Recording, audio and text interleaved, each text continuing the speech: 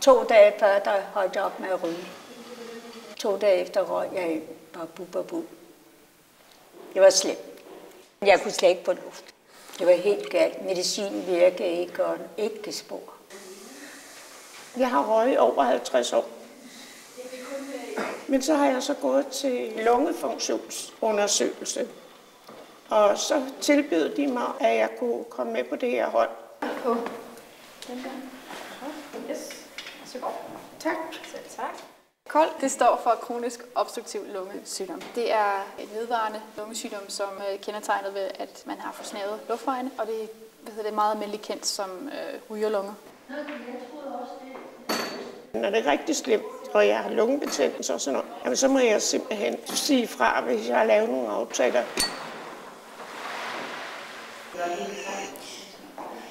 Altså, man tænker meget over det. For det er man jo nødt til, ikke?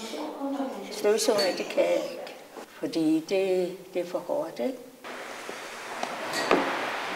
Åndenød, meget hoste, sejt opspyt, angst og isolation. Det er hovedproblematikker med KOL. De forandringer, der allerede er kommet i lungerne, de kan ikke gå tilbage til der, hvor de har været. Men musklerne og konditionen kan vi påvirke simpelthen. Jo stærkere musklerne er, jo bedre kan ilten komme rundt, og jo bedre forudsætninger de har til at medarbejde deres åndenød. Er I klar? Ja.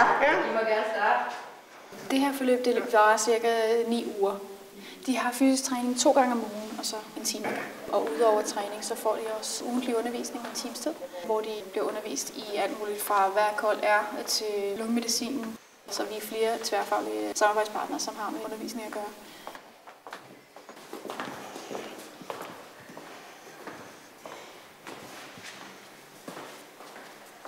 Vi har valgt at bruge konditionstræning, blandt andet med cykling og gang. Det er tit det, der kniber meget med dem, også trappegang.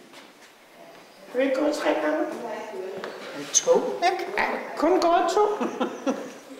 Eller er det 3 derinde? Det er nok 3 derinde. Det hjælper. Jo, fordi altså, man har det bedre bagefter. Og det var lige de første par gange, jeg var øm. Men det er jeg ikke mere, så det er dejligt.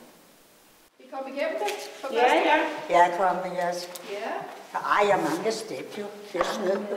Jamen, så skriver du bare en minus ved den. Nå ja, jeg har det godt. Rigtig godt. Altså, man har gjort tingene, ikke? Men altså, man kan jo ikke begynde at fortryde dem, fordi...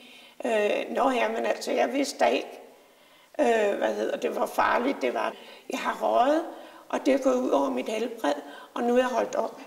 Og så håber jeg da også på at få mange år endnu, sammen med børn, svigerbørn, veninder og venner og sådan noget, ikke?